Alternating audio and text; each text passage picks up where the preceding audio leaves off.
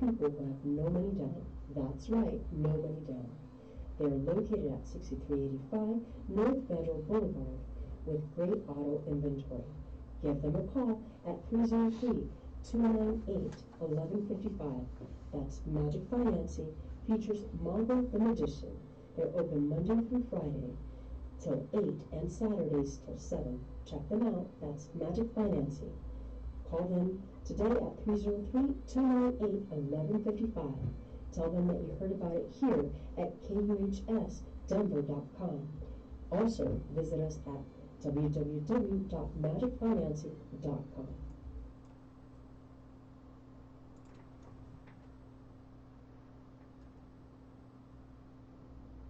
Good afternoon and welcome to the council, everyone. I'm your host, Charlie Pacello. Welcome, welcome, welcome. We are having some crazy weather here in Denver, Colorado. We got a spring snowstorm that just about, covered my car with snow, and I was wet and, trying to make it out here, and it just, it was a nice surprise. And I think a lot of us woke up and I don't know about you, but I'm ready for some warm weather here. Anyway, welcome to the council, everybody. We are broadcasting live here at KUHS TV Radio Denver, the stream. We're broadcasting not only here in the beautiful city of Denver, Colorado, the snowy place today, but all across the nation and all around the world. Our show here is being listened to by so many of you from so many different countries around this beautiful globe. And we just want to thank all of you who are tuning in. And we have so many different genres and different programs here at KUHS, live DJ performances here in the studio, and other great doctors and talk shows here that really are here to help illuminate, to enlighten, to inspire, to give you a hope and encouragement to keep moving forward. And our audience is growing exponentially. And we are being listened to by over 80 different countries. And our mission here is to bring quality programming that reflects not only the diversity of our staff, but to have honest, grounded, authentic conversations about the many issues that confront our society. We're a beacon of hope in a world that's filled with a lot of fear, distrust, and separation. We strive to bring our city and our nation and our world together by providing a platform where we celebrate our commonalities, our goodness, and our humanity. And the council here, I'm so excited to share this with you. We were featured in a local Italian magazine. It's the Colorado Italian Community newspaper. It's called Andiamo. And we were featured in this month's issue here in April 2021, and it was celebrating the airwaves of Italian radio, and was called by one of their reporters to talk about the council and how long we've been doing this, and we're featured here, and it's a beautiful, beautiful article. It's really just, I couldn't be more excited and happy to be a part of it and to celebrate broadcasting with Italian pride, and to all of our Italian community members who tune in and watch. And so I would please encourage you to check it out. There's so many great things here. There's, constantly adding and remembering the impact that the Italian community had here in Denver, Colorado. It is quite extraordinary. And they go back for over a century to the around the 1880s, 1890s, when the Italians started to come here. And they've left a lasting legacy of goodness and community. And so please go ahead and check it out at Andiamo. I believe it's www.andiamocolorado.com. So check it out. We are in there. KUHS is in there. And we're just spreading the good news to as many people as we can. Also, please check out my new website. It is www.coresoulhealing.com. That's coresoulhealing.com. Our motto, what we do, this is after years of studying and working and trying to understand, how do we heal trauma? How do we recover? How do we move from a place of despair and hopelessness to a place of safety and security and joy and possibility? And it was a long personal journey to get to where I am to be able to offer this to you all today. And I encourage you, our goal is to heal trauma, to deepen the mind-body connection, and to restore the soul. That is what we stand on. That is the way I have learned to be able to heal these deep traumatic wounds that can imprison us for a long time if we don't know how to be able to navigate through those dark nights. So check it out, coresoulhealing.com. We're going to be having our first retreat once we get past COVID here, and we're going to get past COVID. We're going to need some time to regroup and to connect with one another. And we're going to be doing a retreat. Our first one is going to be in September 16th through the 19th. Check it out. It's going to fill up. It's going to sell out. So please sign up as soon as you can, because it's going to be an important opportunity for us to reconnect to our warrior's heart. So check it out at coresoulhealing.com. Okay, folks, we've spent a lot of time here trying to bring to light a lot of the good things that people are doing around our community, and to highlight those that are making a difference in our world, in our nation, and in our city. And suicide is a very deep and personal and close connection. Dealing with trauma, and you deal with a lot of people sometimes that are close, and they don't know how to escape from that pain. And I was working years ago. I was working down in Los Angeles at Skid Row, and I remember one of the guys that was working there, who was living there, had a really rough life, and we were talking about suicide, and he said something that really stayed with me. And he says, so often people make a permanent decision for a temporary situation. There's a permanent decision for a temporary situation. And I thought, he was living on Skid Row here in downtown Los Angeles, one of the most difficult places in our country, that if you've ever been there, it will break your heart. And it's just like, how can this happen? How do we allow people to be marginalized like this and lost like this? But to him, to have this wisdom that was there in where people had lost all sense of hope and connection to anything good in their life. I mean, there was despair magnified by 10, by 100. And here he had this treasure of wisdom there and I'm like, wow. That is so true, because we can't see beyond that moment when we're in that kind of pain, where we see that that pain is never going to end. The only thing you want to do is to escape from it, to move beyond it, for it to go away. And so, and a lot of times, because it hurts so bad, the only way you can think your way out of it is to make that permanent decision.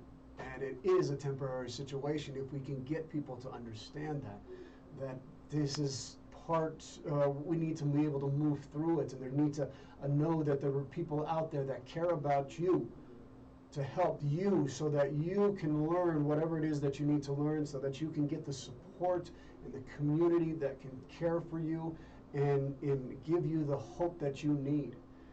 And when I learned about what our guest does today, and how she works with our youth here in Colorado, youth suicide is the #1 cause of death for our youth here in Colorado, and I was just like, I was astounding. It was astonishing to me.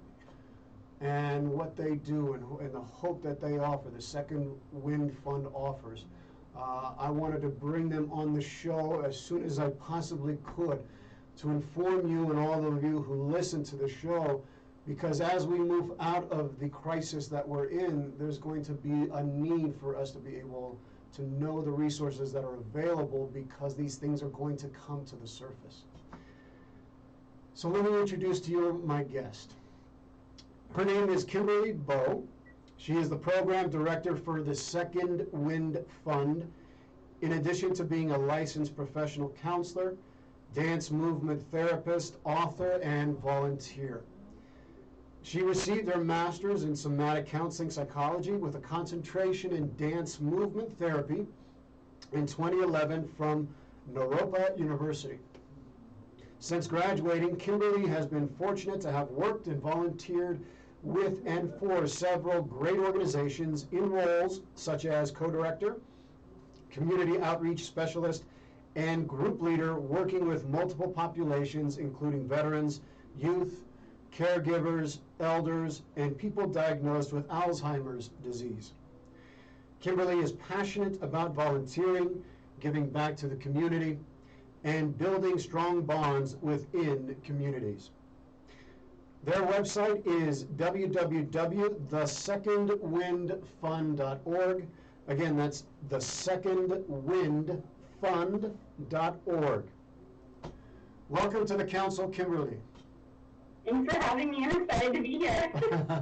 I can't tell you, just getting to know you and meet you and and what you do. I'm so thrilled to have you on and to share the work that you do for our youth here in Colorado. But before we get to that, could you please just share a little bit more about your background and why did you choose the profession that you decided to work in? To be honest, when I was young, I really wanted to be a cardiac surgeon because of an experience that happened in my life with my grandfather and some triple bypass. And it's like, that's what I want to do. I really want to help people. I want to make a difference. I want to be that doctor that comes out and says, your grandfather, your parent need it through surgery. But then as I went through school, I realized I still want that peace.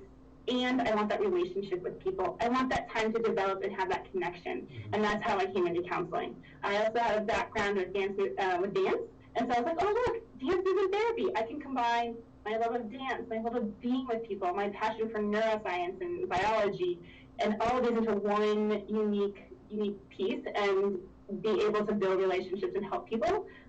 My life's goal is one day to be able to volunteer and not have to be paid to work and just provide my services for free. One day I really hope to make that goal happen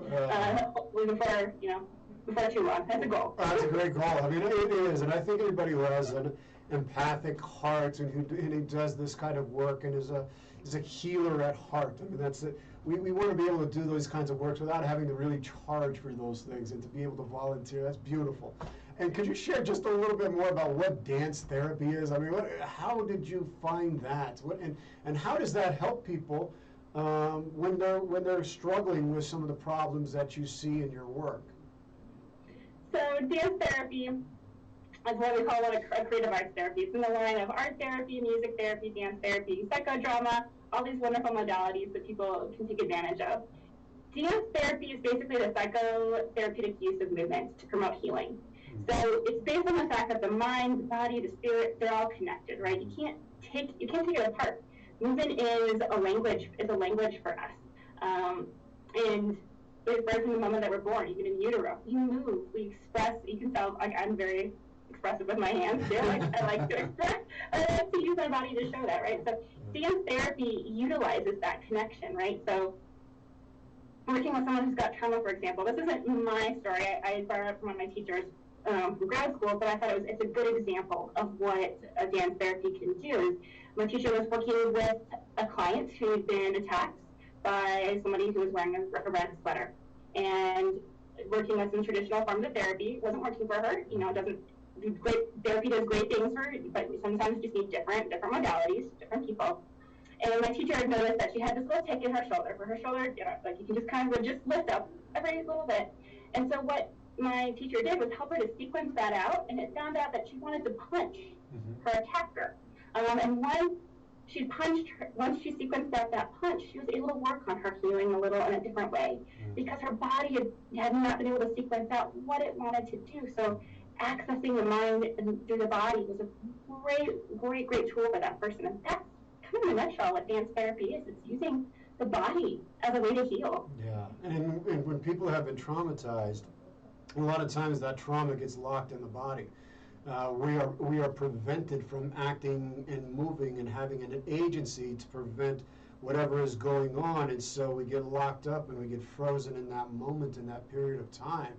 And so the body didn't get an opportunity to push away or push back that person or to fight in that situation or to save our fellow soldier or whatever it is. We didn't get an opportunity to do that.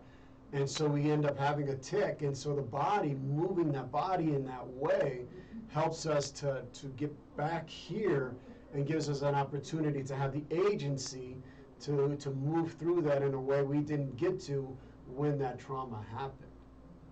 Yeah.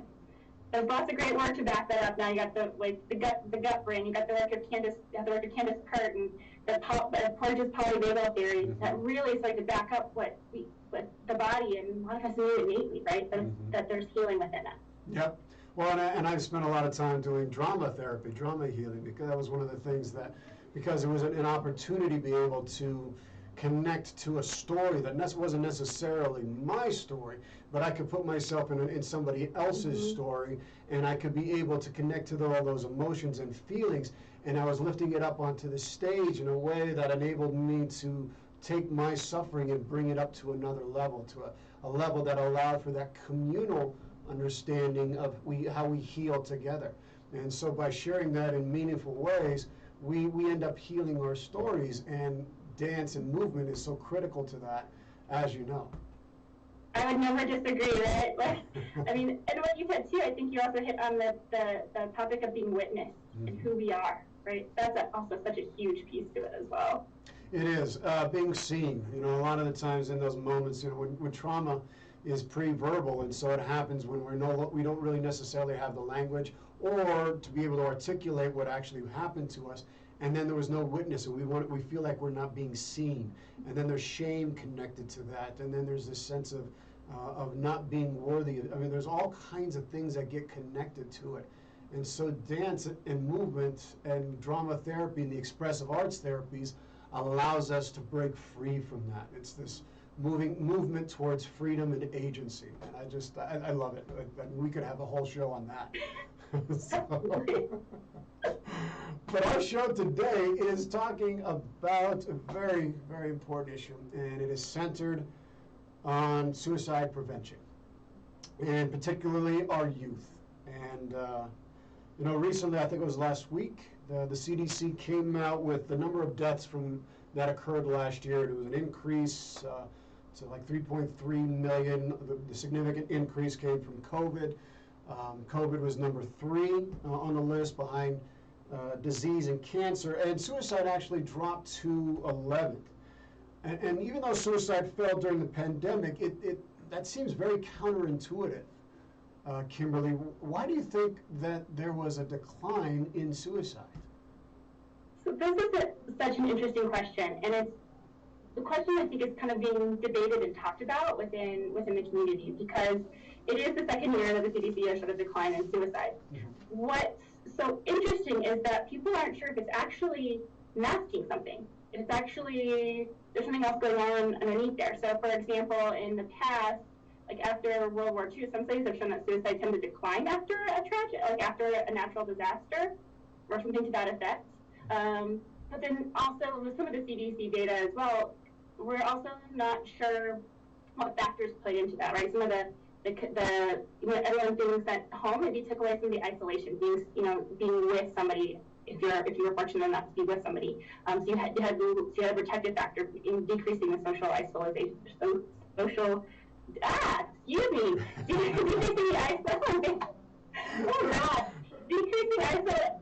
Oh God, isolation and increasing that social connectedness. There we go. Finally got that sentence out. Well, it gets very difficult. Sometimes we have those words that come to us, and our thoughts are trying to catch up with our words, or our words are trying to catch up with our thoughts, which is, so that's great. I do it all the time, Kimberly. So. You know, I'm working on the fact that I don't have to be perfect, and it's okay to make mistakes because we're human. So that's right. There's a great example of that practice right there. And then being able to drill down with that data, right? Because what about some of the different populations? What about people who identify as Hispanic and Latino, or people who identify as Black, African American? What's going on there? So there's still some pieces that need to be put into place. So I'll be curious to see what we learn in the next couple months and years as some of the data continues to come out, and as people continually push to learn more and really advocate for different populations as well. Yeah, I think that's. I think it's too early to tell. You know, plus during crises, we tend to I don't know, you start to form these close-knit bonds with people that you're living with, and everybody's together, and so there's an effort to get through and to survive in whatever that crisis may be. And then it's when the crisis passes that all of a sudden, all those things that we had suppressed, all of those emotions, those feelings, maybe we had other things that we haven't been dealing with or all of a sudden that comes to the surface. And those feelings of inadequacy and shame and all those things. So I think it's really important that we're not jumping the gun yet, and that there are certain populations we need to be concerned about in this second year of the pandemic. Are there certain populations we need to be concerned about? And what, Kimberly, are some of the signs that concern you that we need to be aware of so that we don't fall into complacency about this? So I think for the populations that are on my radar, and probably multiple people's radars, are frontline healthcare workers. They're in it day in, day out. They see it. They don't talk about compassion fatigue as well, just really in it, because they care for people and are wanting to give their best. Folks who've endured financial hardships, housing instabilities, as well as the populations that I mentioned earlier are, LGBT populations as well. Some of those populations are marginalized, and they have greater risk factors because of societal, the culture surrounding them. Those are the folks that I think are ones that I would be paying attention to in terms of being, aware and staying up, making sure you know those risk factors and warning signs, right? Making sure that that you're able to identify those, and if not, be able to ask somebody about it. Make sure you know that a risk factor might be access to lethal means potentially, exposure to someone else's suicide. Along those lines, AFSP, American Foundation for Suicide Prevention, has a great list of what those warning signs and factors are. So I would definitely recommend checking out all those are, and making sure that you just know what they are, and realize that you can make a difference. That one individual connecting with another goes a long way. Yeah, it makes it such a big difference, and it's a lot of times. I have no data to support this, but I think just letting that just one person showing that they care, can make, to me, like a huge difference in whether or not somebody is, just thinking about suicide, and whether someone thinks it takes it to the next, to that permanent decision that I was talking about. And it's just being able to know what those signs are, to be able to identify it, to be able to catch it before it precipitates into something that you can't reverse from. Kimberly, you work with this population for some time, and I want to get into the work that you do here. But before we talk about the Second Wind Fund, how can we support our youth when they're surrounded by all these tragedies right now? And we've got a lot of tragedy. We've got the COVID pandemic and the immense loss of life that we have experienced culturally and societally because of it. The social crises that continue to pop up, that are erupting everywhere. The recent tragedies in Boulder and Atlanta, the senseless mass shootings, the horror.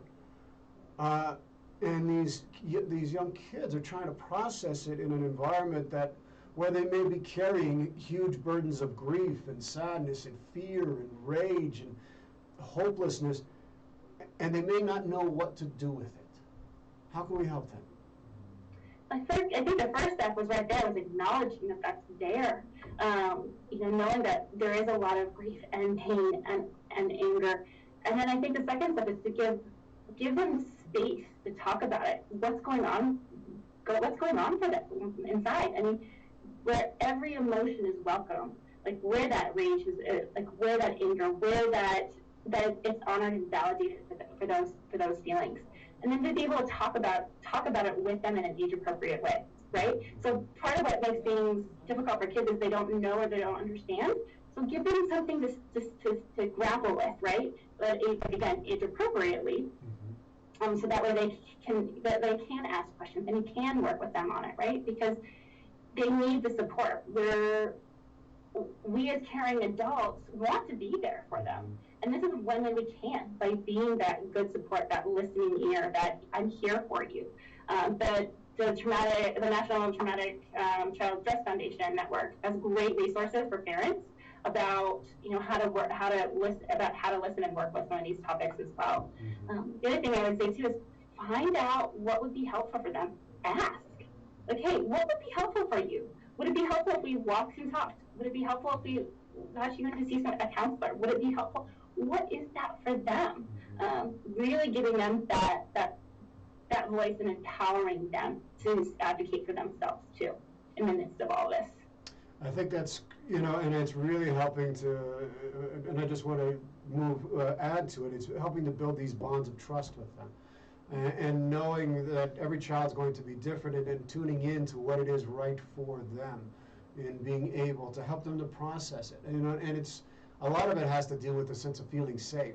And when the whole community's not feeling safe, or when you're not feeling safe, that magnifies for a child and a youth who's going through all these changes and is trying to find their place in the world.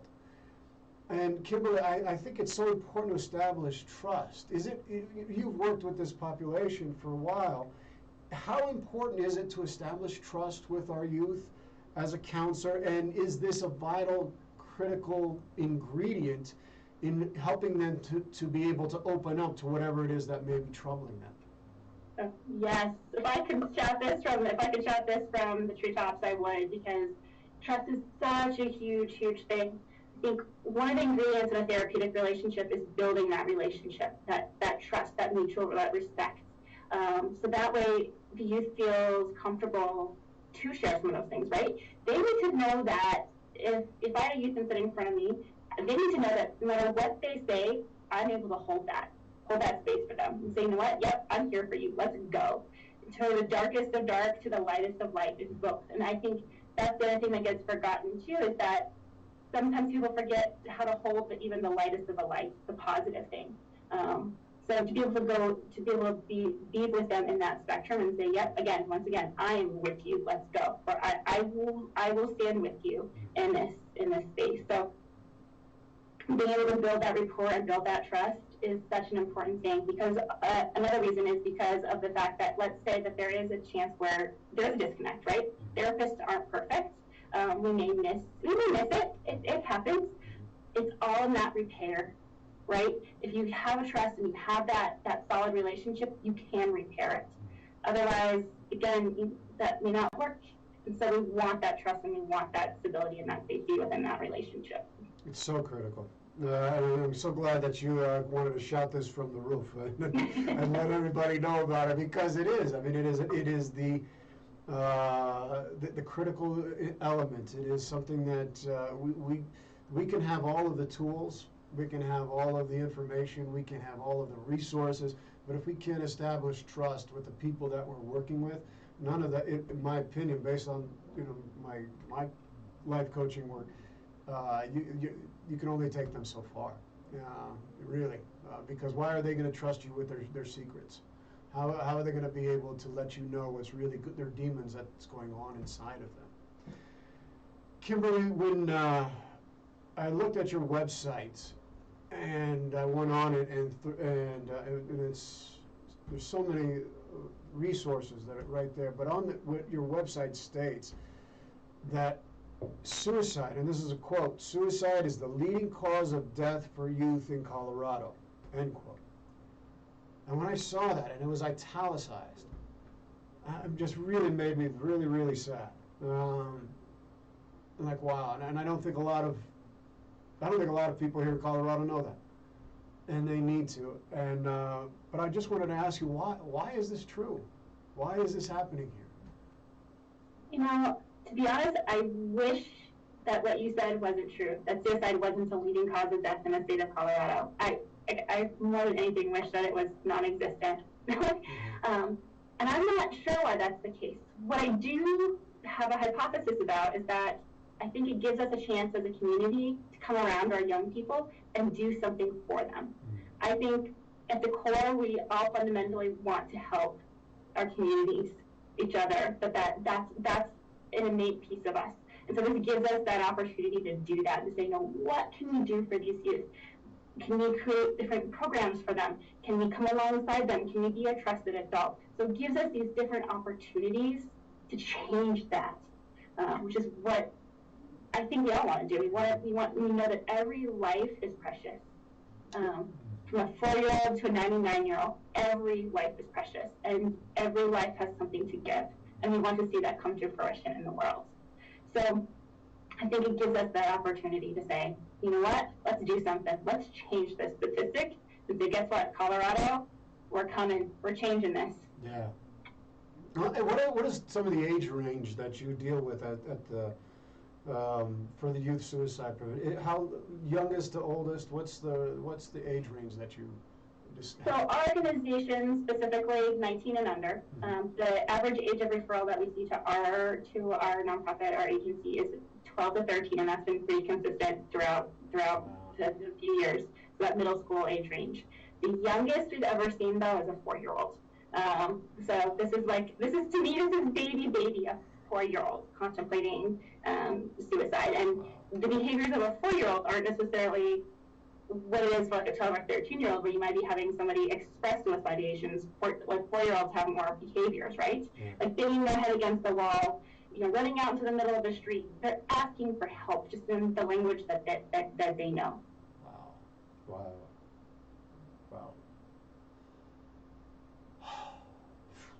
Wow. Are we responsible?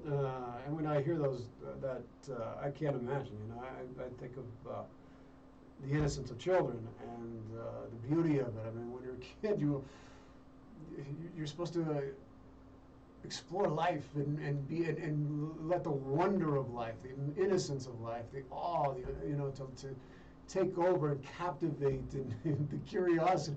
The last thing a child should, in my feelings, is to ever even contemplate suicide. And is it a breakdown in the way our society is today? And who's responsible? Whose responsibility is suicide prevention? This question, again, I will go to street tops. It's everybody's job for suicide prevention, right? It's person on the street, it's family, it's everybody. We all have a role to play in suicide prevention. It's, there's coalitions that do this work. Even the state of Colorado has the Office of Suicide Prevention. Colorado is the part of the Colorado National Collaborative that's basically becoming a role model for the state, what we can do, the country, for what we can do differently. But it takes every individual in this fight to save a life. From, again, person walking down the street to the people involved in the coalition. It is everybody. Everybody. Yeah, it really is. And you have a lot of people who are supporting the organization and seeing the value that you're doing. And from the Broncos to other groups, I've seen that they understand the value, and they're taking the civic responsibility of doing something about it, not just talking about it, doing something. And I think it's important to discuss too the causes. What are some of the causes of suicide in our youth? How does a 4-year-old suddenly want to commit suicide, or a 12 or 13-year-old? What are some of these causes that parents and loved ones should know about? This is the question that I wish I had the answer to. We're like, yes, it's this. Yeah. Suicide is... I think we all did. I think we all would. No. If we had that answer, we'd be great. It's such a complex issue and so multifaceted, right? So it can be a combination of things. It could be school problems. It could be family relationships. It could be bullying. It could be so much different things kind of coalescing into to cause somebody to even think about that. And that's why there's so many ways for us to come back and do something different to help support kids, because we can target so many different things, and so there's room for all of us. Again, I'm going to come back. Whose responsibility is suicide prevention? It's all of our. It's all of our. From schools to organizations to really just finding ways to build problem-solving skills and can show somebody that they're cared and they're loved. Yeah, I think that's one of the biggest things is feeling safe and feeling loved. When I teach parents, I teach a class for parents who are going through divorce, to set up parenting plans for their children. And one of the things that I tell what children want to feel by their parents is they want to feel safe and they want to feel loved by both mom and dad. That's what they want to feel at their core. And when you don't feel safe or we don't feel those emotions, it can lead to a lot of trouble and problems. And suicide is complex in the sense that it's usually it's based on the individual's own personal experiences. And the way I say this, why I say this, is because about 10 years ago I was suicidal. I had suicidal ideation. I was in a lot of pain, and it was the most excruciating pain I'd ever been in, and I wanted it to end. I didn't know what else to do. I couldn't get the help that I needed. There's a long story, and the only way I could seem to get out of this pain was suicide, and I was very depressed. But as I ended up getting help, unfortunately, those people came into my life that were those critical, lifelines that threw down that life raft to rescue me, or for me to help me rescue myself. But one of the root causes for me was mostly guilt and shame. It wasn't necessarily depression, although that was a symptom of my suicide. It was a dominant symptom, which then led to a lot of self-harming behaviors and withdrawal. And it was a vicious cycle. Could you describe this more clearly, this progression of shame to suicidality in our youth that parents and loved ones may not be aware of? So I am a big believer in Brene Brown's work, and her work on, Brene Brown does some great stuff with shame. Yeah. And so people who have not indulged in Brene Brown's work, there's some great TED Talks. I highly recommend you go look at Brene Brown's work. But when she talks about shame, she talks about it as being basically flawed and therefore unworthy of love, right? And that, based on what we just talked about, right? That we have this need to feel safe and loved in this world, right? So that takes us away, right? And fundamentally, humans are social creatures. We develop and grow in relationship with each other, like mom, dad, extended family, and community, right? It takes a village to raise a kiddo because we grow and thrive in that. And so to feel that disconnected, that removed, and not worthy of being here and being loved, that's an excruciating place, right? And depending on the age of the kiddo, right? A 4-year-old, right? They're gonna again show behaviors versus maybe a 19-year-old, who might be able to start to say something or start to recognize changes. So it's developmentally different, and I think it's also individualistic, right, in terms of how that progression works. But I think it's worth also checking in, like talk to your kids. Or if your kids, have a trusted adult, whatever. But check in with them and say, I noticed something seems a little bit off. You're isolating a little bit more. You're not talking to your friends. So paying attention so that way we're including like, there's something not appropriate. Listen to your gut. Generally if your gut's saying, there's something off here, there probably is something off, right?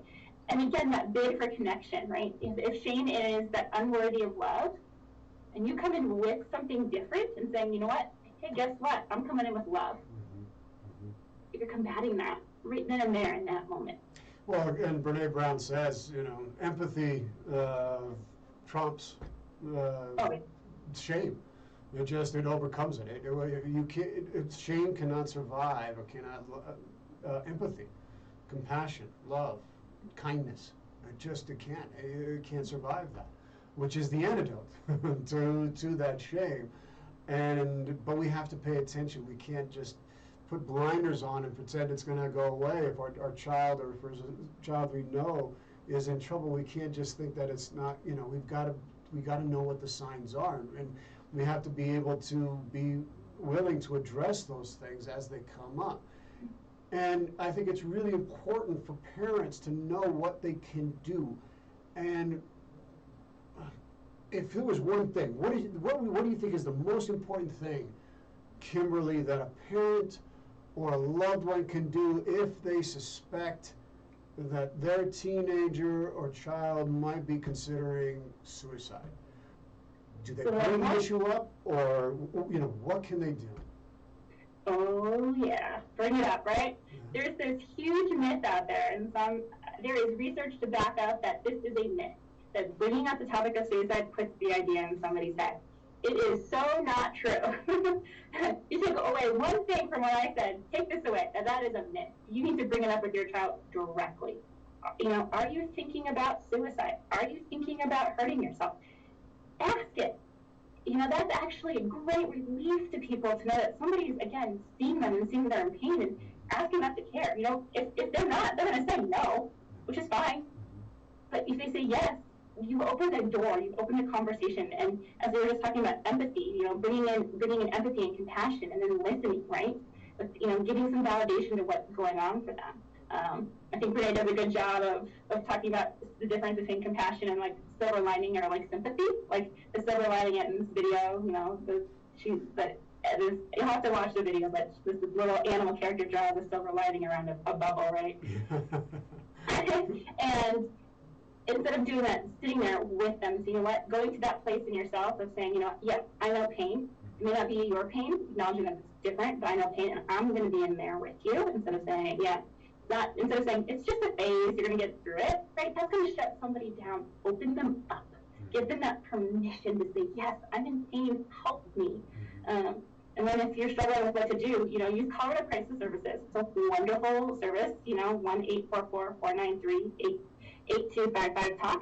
They're going to give you some good ideas about ways to help your kiddo too if you're stuck after having that conversation. Well, and of course, they're going to go to your website here at the Second Wind Fund. Absolutely, the services that you have. And we're going to talk about that here. But first of all, I think, which is so interesting, because we have this incredible technology that enables us to connect, and you would think that it would draw us closer and we would be, more understanding and being able to link up with people from all different parts of the world, that it would somehow have had a more positive impact. And I think that initially when they designed these technologies, that was its intention. But some of these things have had a deleterious impact on our children's minds and our teenagers. And the things that I'm curious, how much of an impact has modern technology and social media, things like Facebook and Instagram and Snapchats and the iPhones and all these things, how much of it has had an impact on the increase in suicide in our youth? Is there a correlation? And if so, what is the best thing that parents and loved ones can do about it? So I love that you use correlation instead of causation, right? Because correlation implies a connection versus a cause. And that's, again, the tricky piece with suicide being multifaceted. And the fact that social media and technology, while it has increased, problematic stuff with cyberbullying and things like that, there is that other side, which you kind of alluded to when you were asking the question, is that it can be a protective factor for some kiddos, right? Giving them some place to connect. So it's one of those where it's like, how do we, I don't want to use the word label, but how do we measure that? Because for one kiddo, it's a factor, and there are studies to show that, and there are also studies to show that, yes, this is a good thing. Have this kiddo having Facebook and having access to Instagram or Snapchat has actually been great for them. And I think and the role of parents or caregivers is monitoring that social media. What's going on with it? What's going on with the kids? Your kiddo's Facebook account, Snapchat. How are they coming away from that? Are they so stressed over, oh my gosh, I'm not getting 50 likes on this picture? Yeah. Or is it like, oh, you know what? I found it like a true friend, like a true somebody who's there to support me. So it's engaging as a parent with that. The best way I can kind of describe it is that social media you and your kiddo are all in a relationship, right? It's a relationship with social media. Yeah, I like that. That's great. Yes, it's the relationship you have with it. It can be good or bad, and it depends upon what what you put into it. What's your role in relationship? And where the boundaries are, and how you set those boundaries. It's so important. I love that. I think that's exactly it, because it can be both. I mean, you hear stories about some of these kids that. They're cyberbullying, and that causes them to fall into that suicidal ideation place. And then on the reverse, it is that sense of look at all these cool friends I have, and these are my friend Johnny or Susie or whoever, they live here, and it has that. So I think it's parents you got to be involved with your children's lives. I mean, that's really what it. Be involved with them. Be concerned. Know who your children are talking to. Know what they're doing. Stay if they're veering off into any territory like dark web territories or things that are not very good. You gotta put a stop to it. And I think it's just setting those healthy boundaries. And what's so interesting is, like adolescence is the time where you're pushing, right? So you have to develop yourself as a person. At the same time, that's when your kids need you the most. That's when you really have to lean into it and say, you know what, I know you're pushing away, and that's part of your job is to grow and develop and become your own person. And guess what? I'm still here for you, right? That safety thing never goes away. Oh, and you thank your parents so much afterwards when they do that. You don't think it when you're that age. You're like, oh gosh, they're always in all this stuff. But when you get older and you're in your 30s, you're like, I'm so glad they did what they did. So. Why are the Second Wind funds? Let's talk about the Second Wind here and really get people to understand the work that you do there, and why are the Second Wind Fund services needed and important for our community? So the Second Wind Fund fills a gap in the system, right? So there's Medicaid, there's health insurance, things like that, but there's this spot where people still can't afford therapy, and that's the gap that we're filling. To be honest, I think most nonprofit organizations wish they didn't exist, right? Because then things would be working, and we wouldn't be needed. I would love to be out of a job. I get it. Yeah, put me out of a job. Put me out of a job. I mean, that's exactly. I'll go make wine. Yeah, exactly. I'll go find a different career. Thanks. Right. But yes, put me out of a job. Like that's what Second Fund is. This gap, so people have access. Youth had access to mental health counseling, where they wouldn't have access before. Because there's barriers, right? Physical health, we take great care of our physical health for the most part. Like that's really be highlighted. But the mental health side of it that kind of gets we don't want to. We need to bring that back out here and say, okay, this is just as important. And we need to be able to figure out how to make it affordable for people. So that way we can access it and make it not so unattainable, because it is just as important. Like, and we take care of our health with a physical exam. Why not go to a therapist or a counselor for a mental health exam every year? Make sure that you're taking care of yourself. Exactly. And when we forget that when a physical ailment happens, we know what to do, but there's four parts of us. There's the emotional part, the spiritual part, the mental part, and then the physical part. Three of our experiences in life are internal, not just the external. So why wouldn't we take care of that just as much as we take care of the outside? And I think the other interesting thing too that I've noticed, and I have no research to back up what I'm about to say, it's just my own observation, is when we have a friend who's in pain or suffering, we want to go there. Our instinct is what? To go help that person? Why don't we do that for ourselves? Yeah. Right? Why don't we get that same care for ourselves and say, I'm worth that too? So how does the Second Wind Funds program work? So Second Wind Fund covers 30 counties across the state of Colorado. We have what we call qualified referral sources, QRSs, in case I accidentally slipped into acronyms. I'm going to tell you what that means. No, that's right. I'll be, what? Yeah. I try hard not to, but every once in a while it just happens. Who are basically people who are trained to assess for suicide. So about 90% of our referrals come from schools, because we've got school counselors, social workers, psychs who can assess for that. And then we also work with the juvenile diversions programs, pediatricians, other places where you've got people who are trained to assess for suicide. They can refer somebody to Second Wind Fund and say, we've got a kiddo who is under 19 at risk for suicide, who has either no insurance or who's underinsured. And underinsured could be anything from copays too high, deductibles too high, whatever that might look like, that there's a financial barrier there.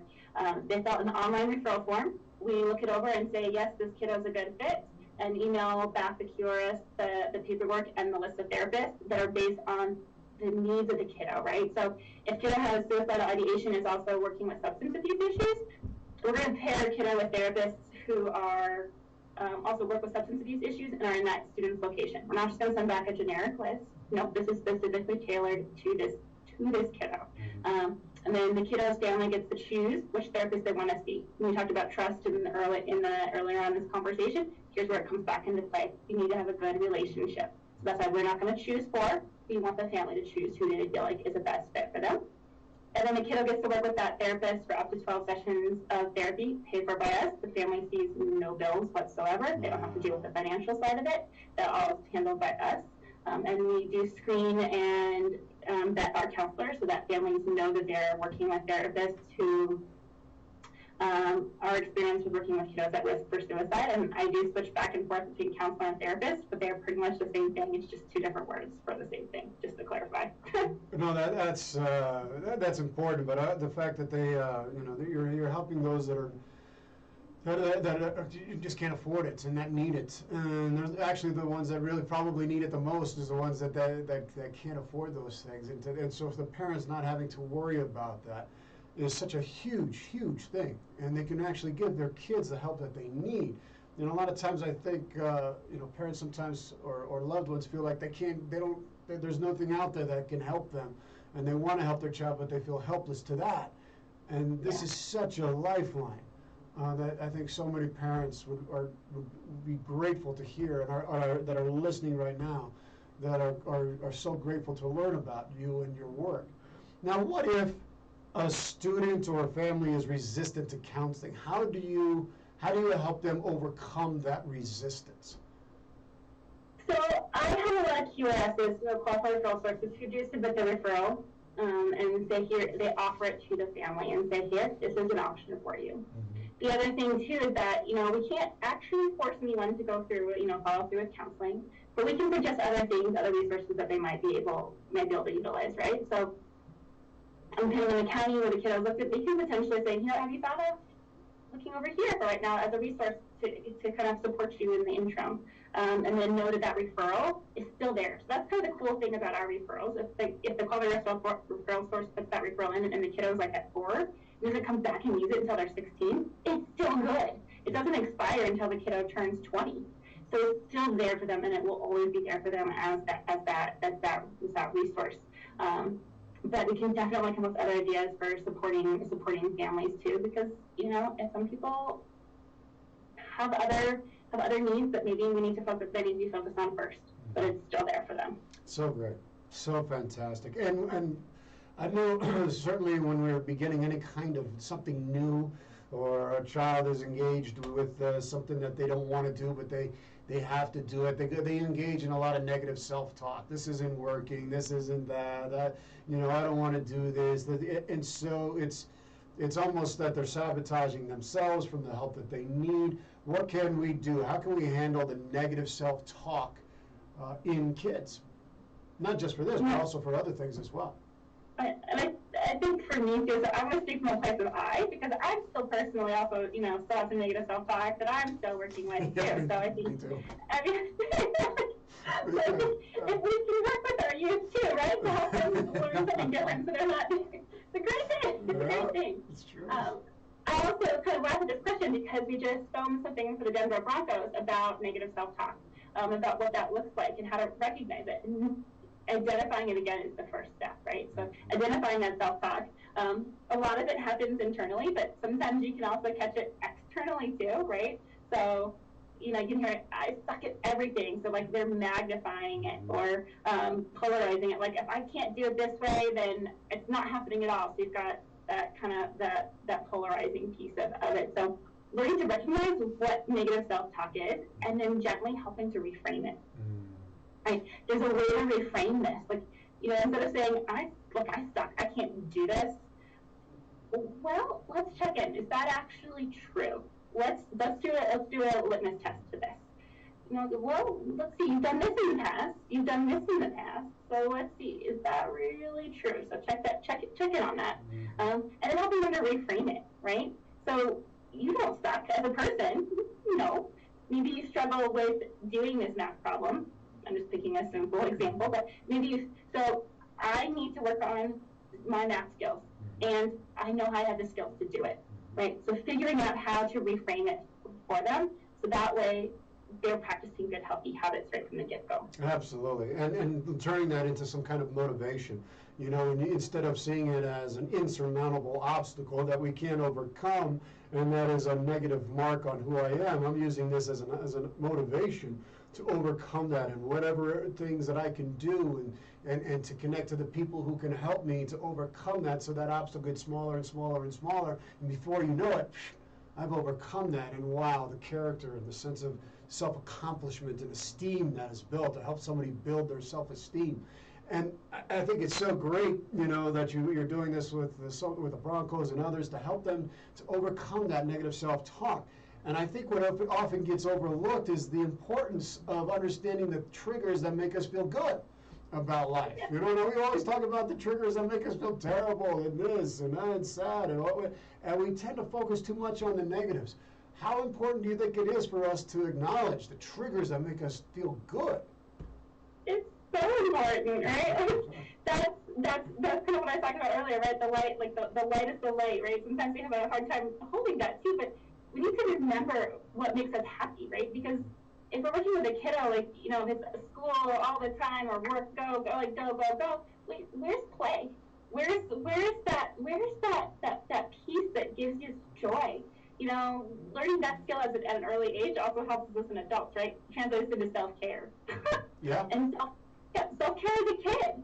What makes us happy? So that way, when we need a break or when it gets stressed, before we even I think about a kiddo getting dysregulated, there's something we could have done way back here to help this kiddo get regulated, and maybe that's helping them find that joy before, so they're coming back down and can take on more, because they've already de-escalated themselves further down. Yeah. Yes, know your happiness triggers, please. Well, it is, and it helps us to regulate ourselves. And a lot of the times it is getting back into regulation, that sense of mastering your emotional and physical arousals, so that you can, take control and take charge of your life. And when things get flustered and you get life, and what happens to all of us, knowing how to get yourself back into harmony and balance with yourself. What else? And we're coming close to the end here. It goes by so fast. Oh, yeah, we are. I want to make sure we learn more than what you focus on. The Second Wind Fund focuses on suicide prevention in youth. What other ways does the Second Wind Fund contribute to our local community here? So I make it a priority to have a very strong community focus. We do advocacy work. We get involved in the coalitions within the local communities. So even, we're based in Denver, but I'm involved in the coalition all the way in the Four Corners because I care, and Second Wind Fund cares about the community. So we're finding ways to do that and advocate for the youth voice too. At the state level, we joined the work group for the Suicide Prevention Commission as well. So doing lots of things to really make sure that we have a voice at the table and that we are advocating for youth across the state. So beautiful. And what about honoring and integrating equity? How is the Second Wind Fund doing that so that we embrace everybody? So I think it starts with doing our own work, doing and understanding white privilege, the systems of oppression. So we're doing our work first and foremost. And also, as a program department, really working to make sure that we have providers who represent the demographics and the kiddos that we see. Yeah. So if a kiddo wants to see someone who identifies as Black, African American like them, that we can be able to work on that and make sure that we are providing the kiddo with that languaging, making sure that if Spanish is the language that they want to work with their provider in, that we can provide that. So really working from that equity perspective, so that all these are getting served. And that's very Fantastic. equitable. That is beautiful, Kimberly. That's so great. So great. How can people get in touch with you? And do you have any programs, webinars, classes coming up that you would like to let people know about? So you definitely visit our website, thesecondwindfund.org. You're more than welcome to reach out to me at the email address is program@thesecondwindfund.org. program@thesecondwindfund.org. I'm happy to answer any questions I can for you. In terms of things that coming up, I would say the thing we just filmed with the Broncos is a fantastic opportunity for teams. It is the Broncos Empowerment Summit for female identifying youth who are engaged in sports. With that said, I think the pre-recorded videos could work for all teams, and there's 4 of them releasing every Wednesday in May for Mental Health Awareness Month, which I think are great to check those out. And then in Pueblo, we're streaming on, I believe, Channel 7, May 4th, the Youth Mental Health and Wellness webinar put on by AT&T. We're taking part in that and talking a little bit from that perspective as well. So that's the 2 things I can think of off the top of my head. That's great. Well, this has been fantastic. This is really, I just really am impressed and grateful for the work that you're doing for the youth here in Colorado and the whole entire state. It's such important work, and I want to be able to share it out, and we have shared it out to a whole bunch of people today. And so thank you for the work that you do. It's really, really incredible. Just want to do a quick shout out to KUHS Radio TV Denver. We are broadcasting here live from the beautiful city of Denver, Colorado, here on the council. I just want to thank Henry and everybody there in the back who make all of the magic happen. They do all the work behind the scenes to make this such a seamless, effortless show for you, and we continue to work to try to figure out how we can be even better and more streamlined and more innovative for every show that we do. And I thank each and every one of you who tune in every other week to the council to listen to our show. Without you, the show wouldn't be possible. So thank you, all of you who listen in from all around the world. Before we close, Kimberly, I would like to ask, I always ask my guests these questions, this last question, before we close. Kimberly, if you could give one piece of advice, one bit of wisdom from your life experience, what would it be? This question is such a tricky one. I think it's the hardest one you asked the entire time. And I think I'm going to land on live every moment in the present. Time goes by so fast, so be present for every second of it. Because, one day it'll have flown by and you wanted to have lived it all. Such a great, it's so important, and it's so wise coming from you in the sense that when you see and you live with people who are suffering, you recognize how precious life is and how we want to get everybody back to health, back to wellness, back to wholeness, back to living in the present moment where your life is being lived, which is right now. This is where it is, and we want to help you to get there. So thank you, Kimberly, for being on the show with us today. It has been an honor to have you on. Folks, thank you for tuning in to the council. The council is adjourned. We'll be back in 2 weeks. May you all be well. May you all be free of pain and suffering. May you all be whole. God bless. See you again coming here in 2 weeks. God bless.